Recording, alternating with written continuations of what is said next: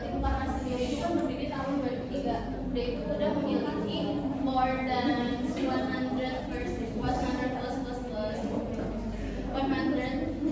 unit motif gitu. Tapi dia itu belum seperti Batik Pekalongan yang memiliki kajian akademis untuk melakukan kajian akademis di Batik Mukarnas Banten gitu. Nah, dari background ini sebenarnya kita juga udah bikin research question-nya. Itu yang pertama itu ada what educational and linguistic visitor should have, and the second, how should the chapter be designed using 5 components. 5 components itu ada destinations, accommodation, infrastructure, promotion, sama transportation. Nah, yang ketiga itu ada how valid the chapter group based on the expert assessment.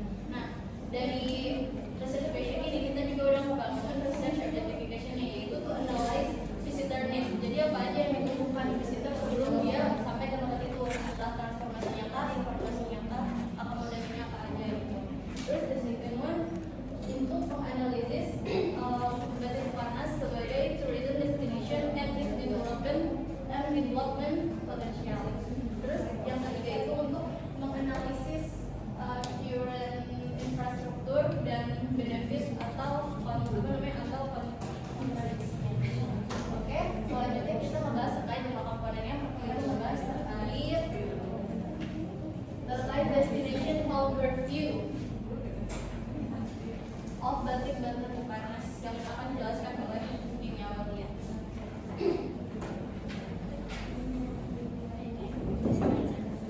Okay, thank you for your time, moderator. So, I will explain the destination overview of Batik Banten Mukarnas. Established in 2003, Batik Banten Mukarnas is cultural and educational tourism destination in Serang, Banten, inspired by the historical heritage of the Banten Sultanate. It featured unique batik motif, batik making demonstration, workshop, and gallery that introduce visitors to the art and culture of Banten. Nah, first I would like to introduce the Batik Banten Mukarnas for you. So, Batik Banten Mukarnas is cultural and educational tourism destination in Serang, Banten, di mana Batik Banten Mukarnas ini itu terdiri pada tahun 2003 dan terletak di Cipocok Jaya. Ada yang tahu Cipocok di mana? Tahu Kebon Kubil kan? Iya, itu patokannya di SD 4 Kubil. Itu lokasi dari Batik Banten Mukarnas ini. And then pendiri dari Batik Banten Mukarnas ini itu bernama Ir Uke Kurniawan, yang mana kita bisa panggil beliau dengan panggilan Kak Uke. Ya. Beliau mendirikan Batik Banten Mukarnas ini bukan hanya karena semata-mata beliau mendirikan dengan hobinya saja, tetapi beliau juga mendirikan ini cukup memiliki tujuan yang keren sih. Kita harus bisa ngasih apresiasi ke Kak Uke karena dia mendirikan Rumah Batik Banten Mukarnas ini tujuannya itu untuk melestarikan dan juga memperkenalkan budaya Banten melalui batik di Rumah Batik Banten Mukarnas ini.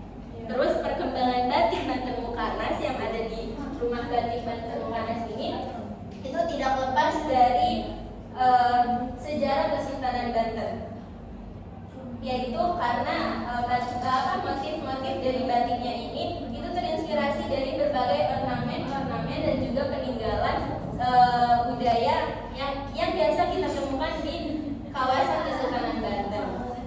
Selain itu para pengunjung juga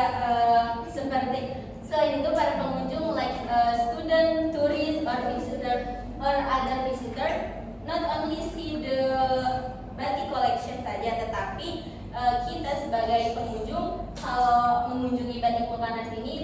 bisa menyaksikan langsung bagaimana proses cara membuat batik di sana.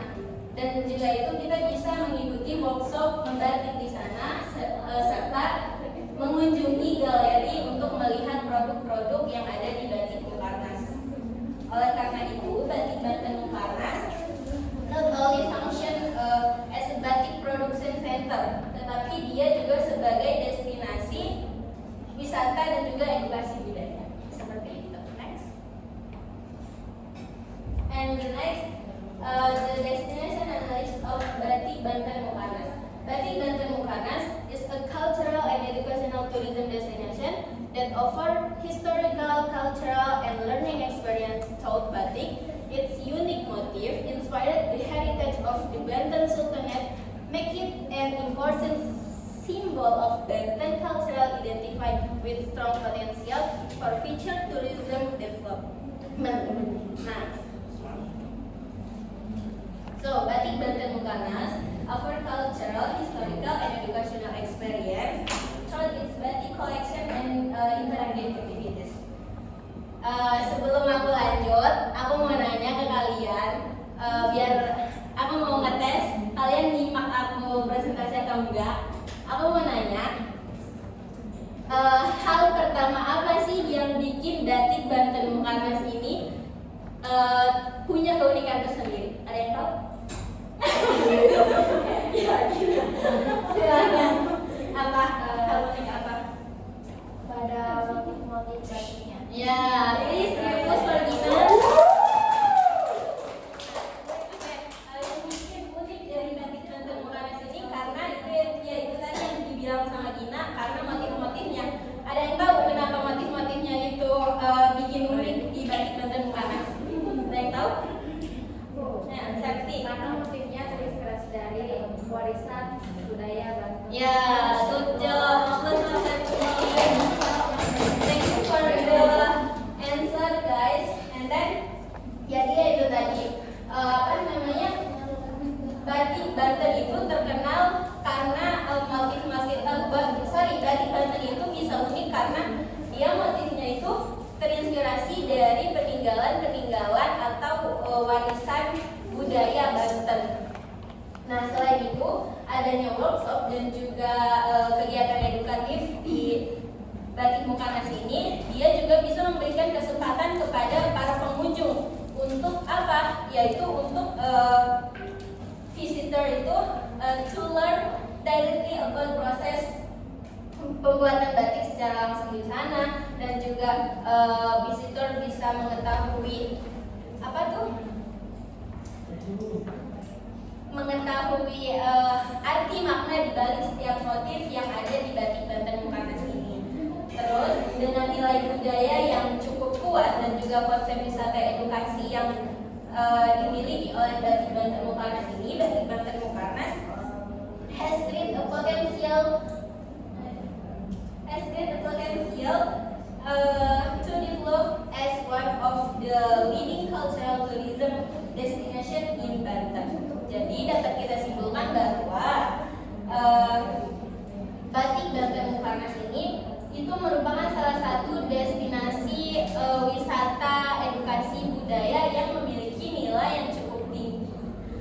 Maybe enough for me. The next material about infrastructure will be explained by Wardah.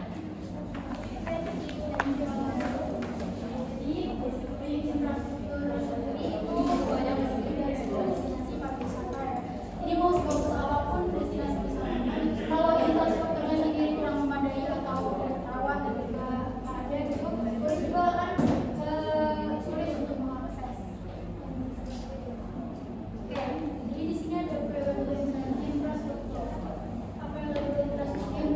Jadi di sini ada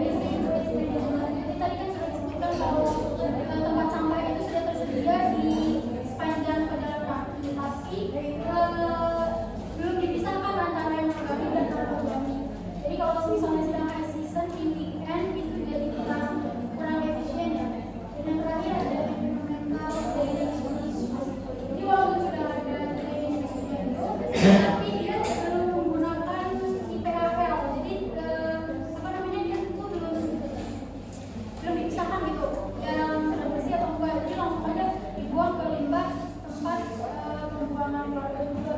Sedangkan untuk membuang itu kan pasti ada warna-warna yang pakai bahan kimia gitu. Oke.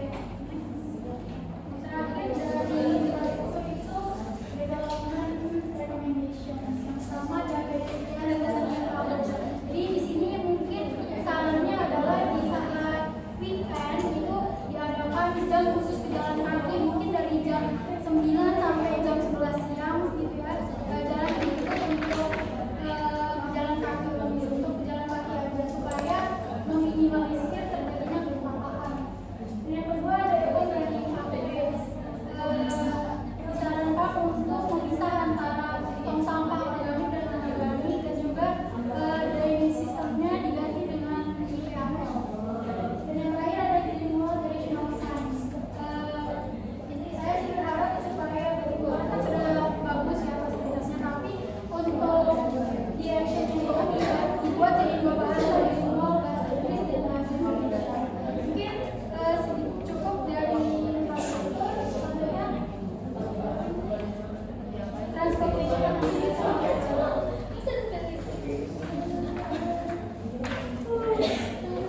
Okay, now is access and transportation. So, the location and the Batu Panas can be reached through two main route. The first route is Suci Bocor and the second